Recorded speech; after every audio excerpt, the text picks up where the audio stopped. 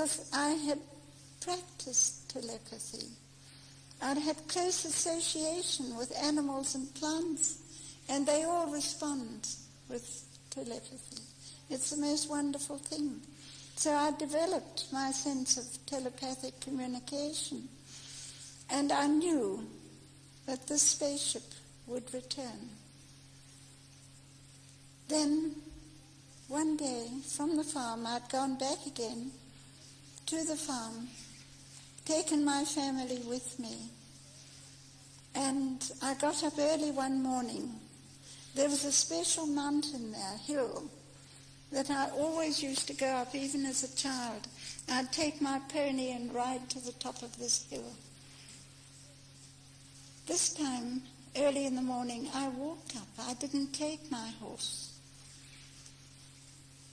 And it must have been about 10 o'clock in the morning. It was a beautiful morning with great cumulus clouds going across the sky with an east wind. And I waited there, sat down in the felt grass and waited. When suddenly I saw this flash in the sky. And then from behind a cloud, this enormous spaceship appeared. And she came down and hovered to about the height of that lower window there, to the lower point, straight in front of me.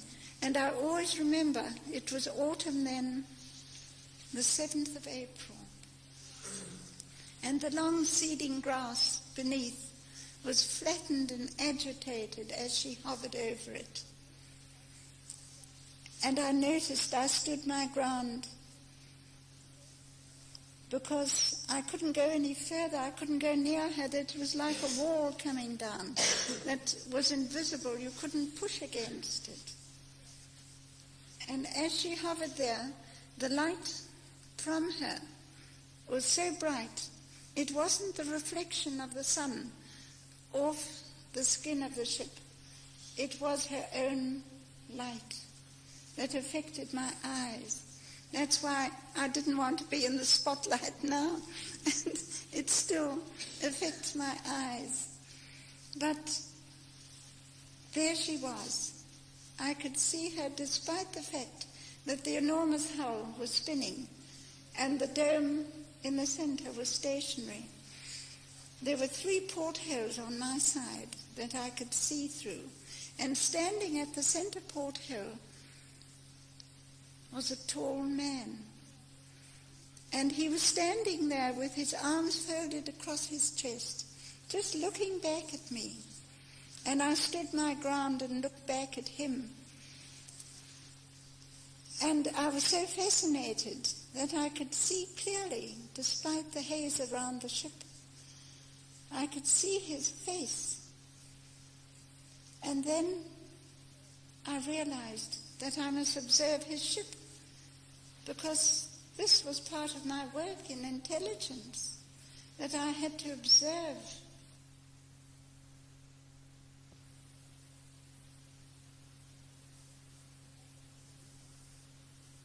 Rapidly.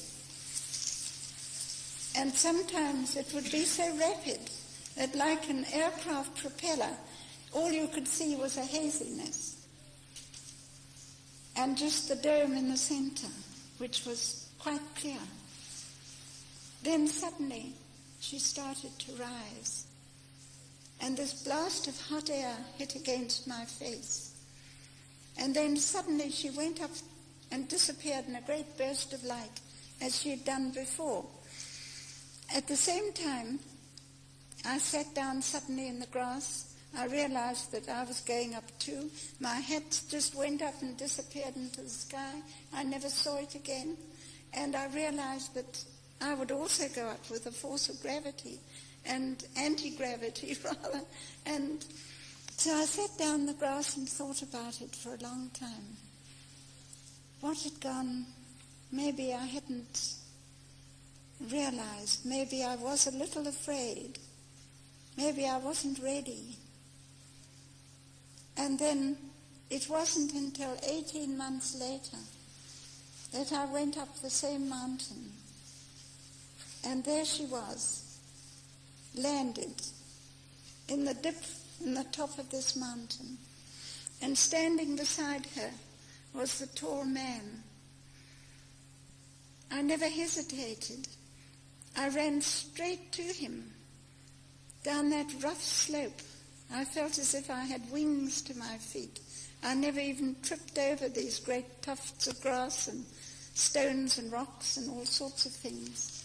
And I held out both my hands to him. And he took them saying, "You are not afraid this time."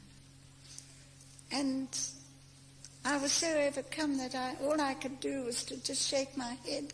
I couldn't say anything. And then everything happened at once. He just picked me up, stepped onto the hull of the ship, and in through the door. It was open halfway between the dome and the hull. And as he walked through, I glanced back over his shoulder and saw the doors close together, and they just sealed. And there was a circular wall. You couldn't see where a door was. And sitting at the controls was another man, and I remember his flashing smile.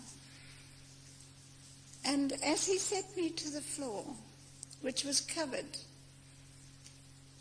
with the most glorious rose-red carpeting, type of springy carpeting. And the first thing I did was to go straight to the porthole to look out, because I could feel this. There was a vibration coming through the floor. And as I approached the porthole, it just closed like that in front of me, and the whole wall was just smooth, shiny, curved wall. And then the tall man came to me, picked me up again as if I was a feather, and sat me down on the bench. There was a half-moon bench, this side and that side. And in the center like that was the viewing lens. A most beautiful viewing lens that came up almost to the height of the globe. And it was a golden crystal. And it was half into the floor. And encircling it was a band of gold, pure gold. And he gently said, "Look into the viewing lens and you will see everything." And there was just the scene of everything. I could see above, below, and to the side, in all directions, as if I wasn't in a spaceship. And I realized that the walls were changing color as we were moving, changing color like you've got here, the rainbow colors. And the circular smooth walls, and the colors were beautiful. Then there was this great dome above, and that was also changing color. And the light simply came from the walls and the dome. There were no separate electric lights at all. The whole lighting system just emanated from the walls and the dome. And there was certainly no separate lights. And there were no cables or anything to connect it. It really was the most beautiful sight. And then I spent the whole day with them. They took me with them and brought me back again that late evening. And so the whole story began from that.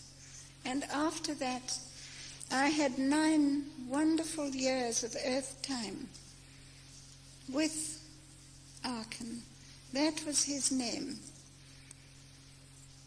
Of course, I've written a book about it. It's all in my book, which is entitled Beyond the Light Barrier.